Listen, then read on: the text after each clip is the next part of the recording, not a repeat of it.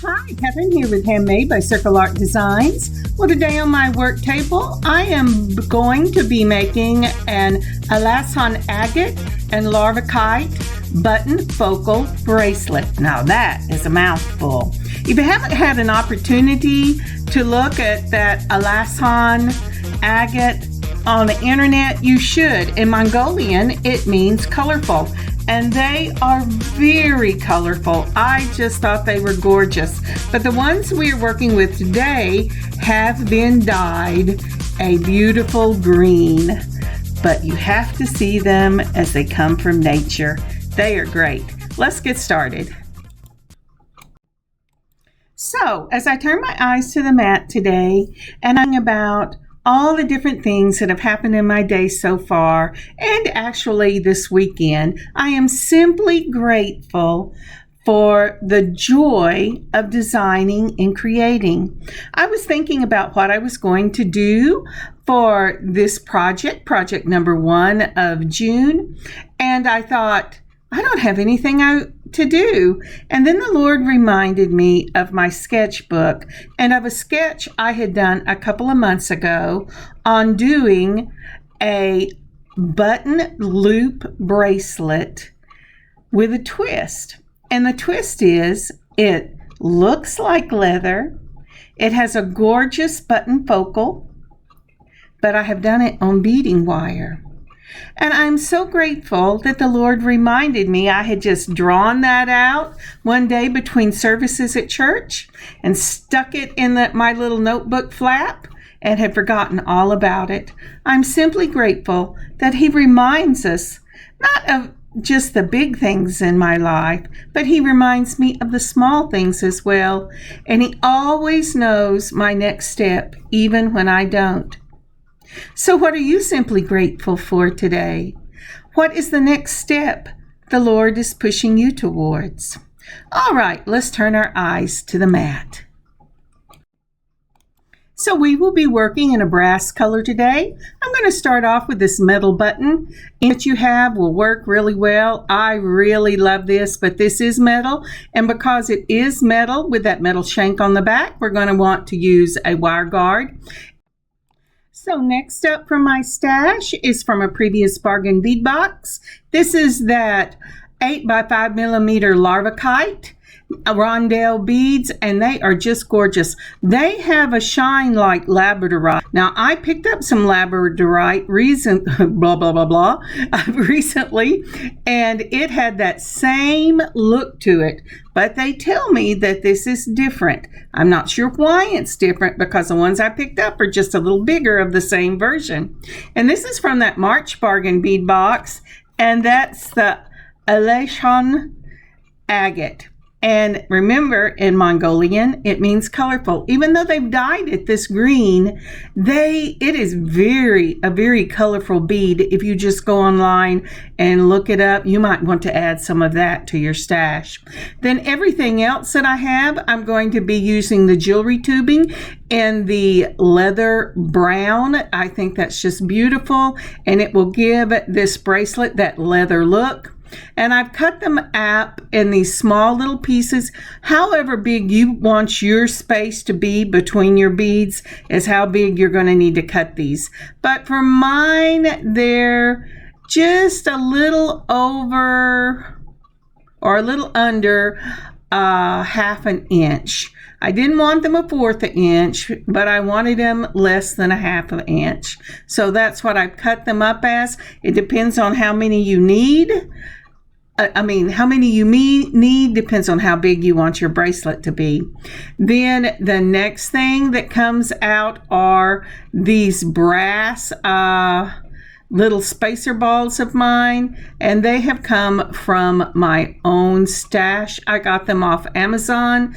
They came in a set of bronze, copper, silver, and gold. Now the next thing I'm going to use are these 6.5 by 3.5 millimeter beads in that brass color. Again, this is from a previous bargain bead box, and I think they're just so pretty. They're these beautiful little discs, and they make a wonderful addition to the ends of your jewelry tubing. I also put these out. These are a leaf bead cap. I tried that on these. I did not leave it in the video. I did not like the way they pokeyed. And they did pokey. They're very hard. They're not bendable, and so they will get you. And I pulled my silver beading wire. I've gone ahead and cut a piece off that is about 12 inches long, and I pulled out my copper because I was out of brass. The copper crimp and that beading wire I was talking about. As I said, because this is metal, I'm going to go ahead and use, not beading wire, a wire guard for this, because I do not want it to ruin it. You know, whenever it goes back and forth on your arm, it could saw through your button. So here I am, I'm testing out to see approximately what kind of tubing I'm going to use for my button. And I know there must be an easy way to do this, but this is the way I do it. I just keep sticking it in a little hole, holding it at the very tip till I get it where I want it. Once I get it where I want it, then I'm going to take my jewelry tube and I'm going to hold it up against that wire, and that's what I'm using as my guide. It's a simple, easy way. You could measure. I'm not that kind of person. I'll measure the length of the finished product, but I'm just not that kind of person. Now, when I put it through, it came through too easily. I want it to have to tug just a little bit so that it doesn't come out of the loop, just like you would want your buttons to tug a little bit. If you've ever bought a new shirt for yourself or for your husband, and the first time you put those buttons through, it is pretty hard. I have made lots of buttonholes in my life, and I can tell you when I get them just exactly the right length, the buttons will come unbuttoned. But if you make it just a little small, it will have that nice snug fit that you're looking for, and that's what I'm looking for in this loop. Now, I have gone ahead and put on my number 1 crimp. Again, I'm using the copper because I do not have a brass right now. And then I am fed that jewelry tubing right onto the wire, and then I'm going to put the end of the wire right through my crimp.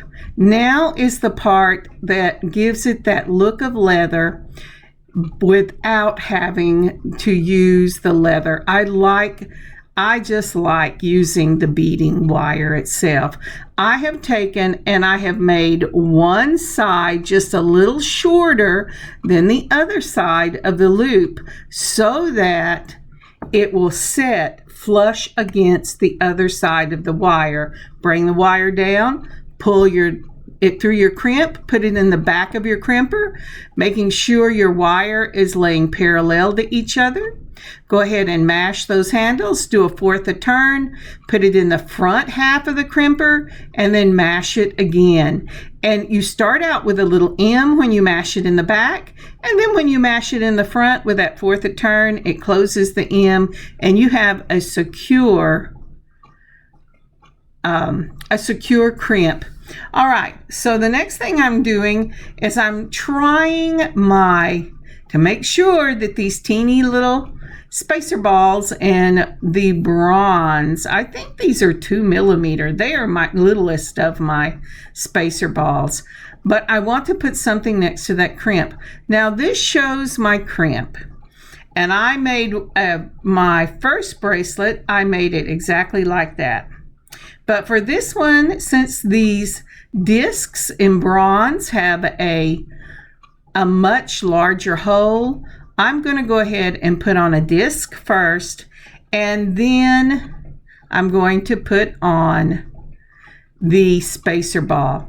Now the sample that I made, and I'll show you at the end, is one I made for myself, and it's 7 inches in length. This one is for my daughter. She came through and went, "Ha ha, Mom, do you have enough to make another one of those?" And so this will be for my daughter. And then I have some others that I am making to put in the shop at the end of the month. But after I put on the disc, I put on the spacer ball. And now I'm thinking, because I have to get 2 more inches on this, so my design is going to change a little bit. At first I thought, oh, I'll just copy the other one, but first of all, she loves green. I mean, absolutely adores it. Green and brown. You should see her room. It's gorgeous. But her bedroom, that is. Well, maybe you don't want to see her bedroom. But anyway, so here we go. And so I want to look at this and see how this is going to look. Now, if you notice, all of these beads went in. So what I did was I put a disc that goes over the crimp. And then I put on spacer ball, then the green, then another spacer ball, and now 2 of these gorgeous rondelles. They are really so pretty. And the Labradorite in this same type of bead, it looks exactly the same. I can tell you can get a larger version of this at Hobby Lobby. I have before. Isn't that pretty? And that's the beginning of the bracelet. So again, after you crimp, put your cover or your bead, whatever's going over that crimp, and butt it right up against the leather. Then go ahead and put on your spacer ball, your bead, and a spacer ball, and then 2 of those beautiful rondelles, and then another of the discs. Once I've got that done, I am putting on those small little jewelry tube pieces that I cut, and that is butting right into the hole on that disc. That again gives it that look and feel of a leather bracelet with the ease of beading on beading wire. After I've done that, I put another disc on. Then I'm putting my spacer ball just like that. I'm sorry, not a spacer ball. I'm putting on my Labradorite. Let's make sure I've got that down there. Yes, and then, excuse me, I want to cough. And then I'm going to put on a spacer ball because I've got the Labradorite on, and now I'm going to put on that agate again. And I'm going to put on the agate, and then I'll put on another spacer ball. So that, so far, at the beginning, we started with the agate. Then we went into the rondelles, then the leather space, then rondelles, then the agate with spacer balls on either side. Now I'm going to go ahead and put on those rondelles again. That's just gorgeous. And then I'm going to go ahead and I'm going to put on the disc. Let's see if we can't get that. Yep. And then, isn't that pretty? I'll see if I can get you a picture. I thought it would be easier for me to show you a picture here instead of talking really fast so I could get it on before we moved on. But this again, we're starting at that loop. We measured our loop, and here you can see that one side of the jewelry tubing, it butts right up against the other side of the jewelry tubing, so it does a complete loop, and that crimp is hidden in that disc. Then we're going to go ahead and go to the spacer ball, then the round agate, then a spacer ball, 2 of those rondelles. Oh, they are so pretty. I love this bracelet. I have already been wearing it. I wore it all day today. And then another of the discs, and then we go to the brown leather jewelry tubing, so that you have the leather showing in the bracelet.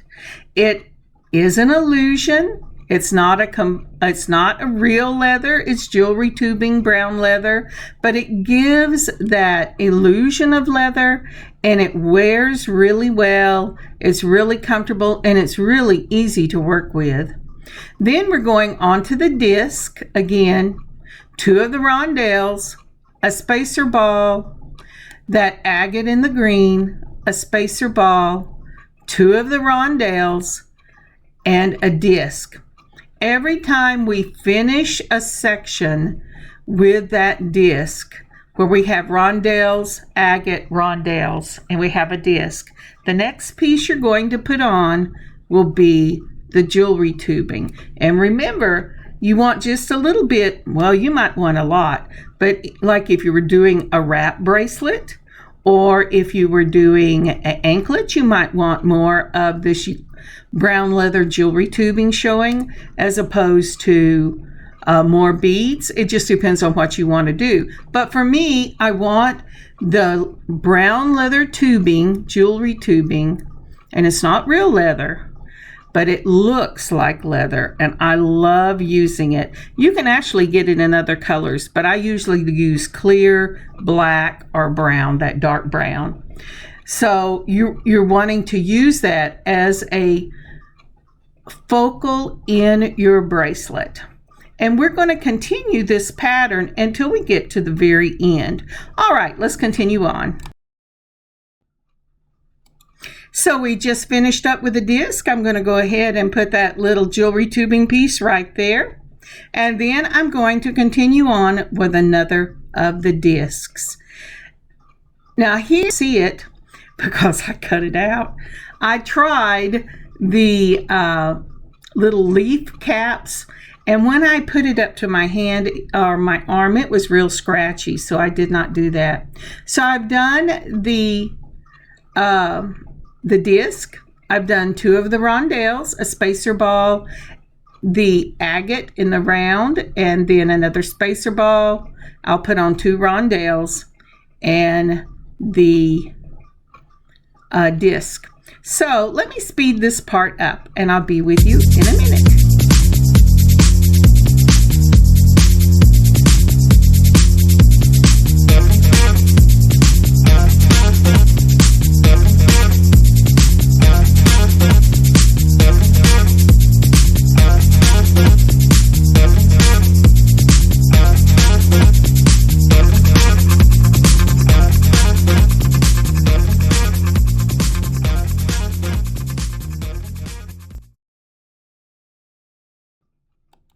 So here I am measuring this bracelet for my daughter, and you can see it is almost 6.5 inches, and she needs to have 8. So I'm going to continue the pattern on till I get to about 7.5 to 7 3/4 inches. Now, why would I do that? This is because for the button, if you turn that shank over, the button over, that shank is going to always be in the center of that button. But you only measure from the shank to the edge. And instead of using the complete diameter across, you're only measuring half of the diameter, because that's the part that's going to be right at the edge of the loop. So I brought this back over. I measure loop and all to see where this is going to be, because I need it to be, if I went all the way to 8, this bracelet with the button I'm using for her would end up being about a little under 8.5.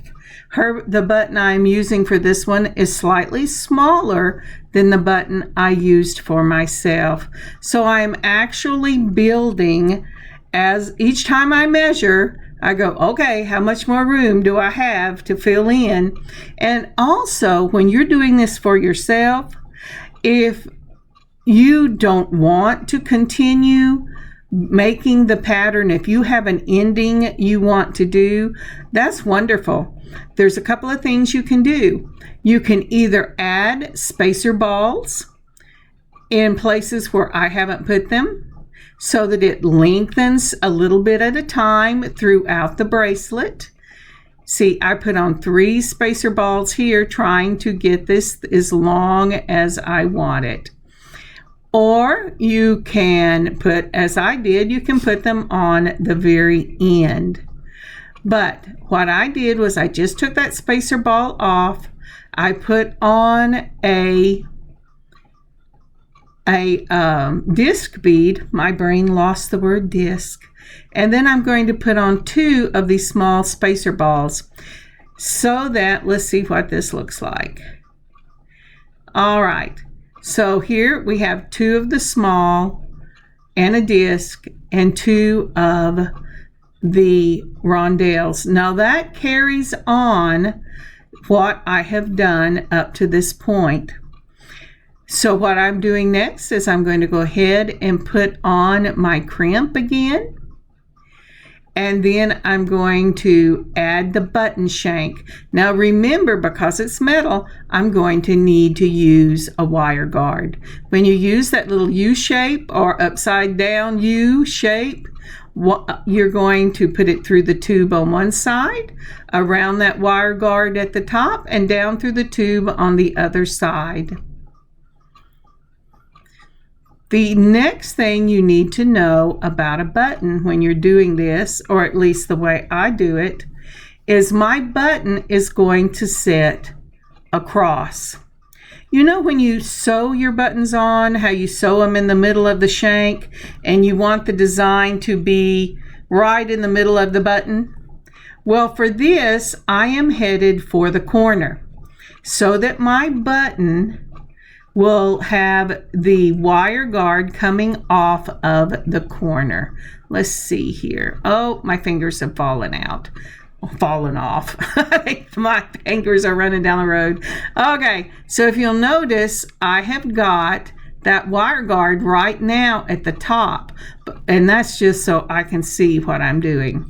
But when I get it done, I'm going to pull, before I tighten this, the wire guard over to the bottom far corner, doesn't matter which corner, just depends on how you strung it, of the button, just like that. Do you see that? Oh, you probably can't see that. There you go. Let me see if I can show you a picture.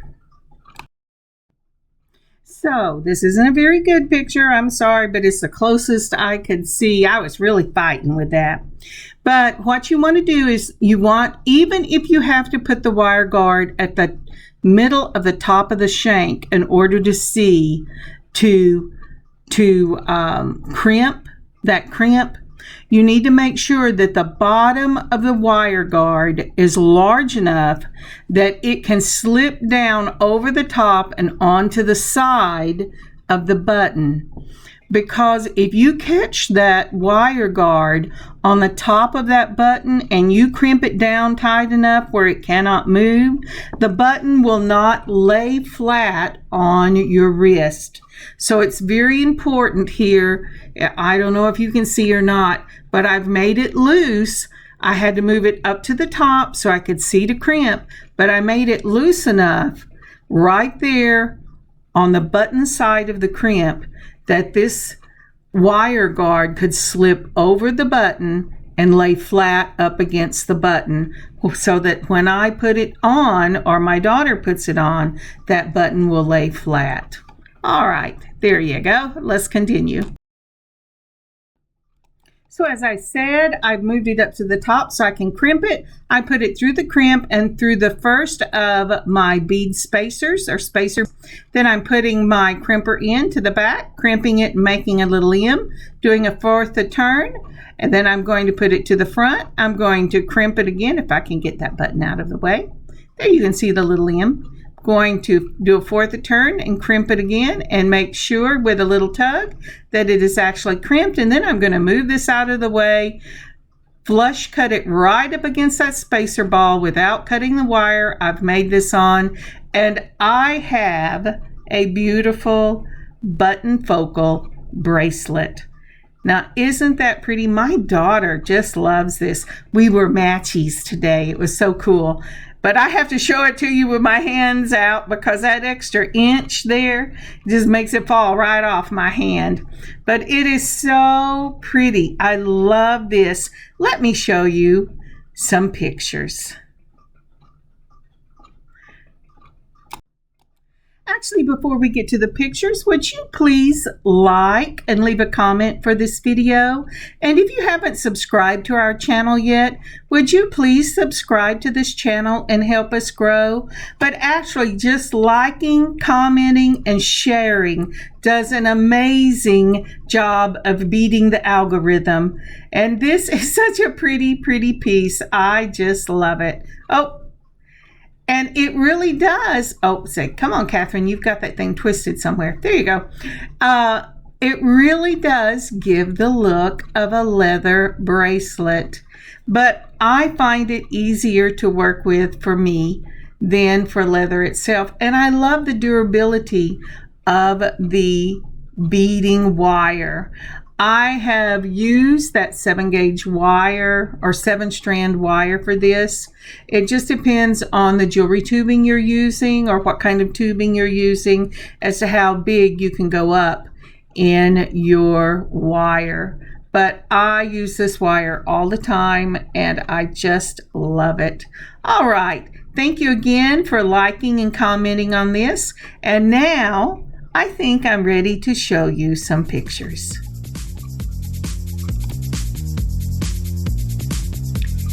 I really, really love this bracelet. I think it is simple and yet so stunning. It has a very classic, elegant look for it, but casual enough that you could wear it every day. And just think of all, I don't know about you, but I have a stash I inherited from my mother and my grandmother of buttons. And I just think this would be a gorgeous way to use some of them. Now then, the one I'm showing you here is the one I made for myself.